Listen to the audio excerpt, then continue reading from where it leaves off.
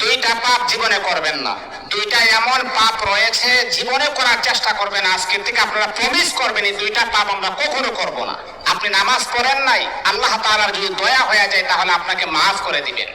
আপনি ফজরের নামাজ পড়েন নাই, আল্লাহ পাক রব্বুল আলামিনের যদি মায়া লেগে যায়, আল্লাহ পাক রব্বুল আলামিন আপনার গুনাহকে আমার আল্লাহ ক্ষমা করে দিবেন।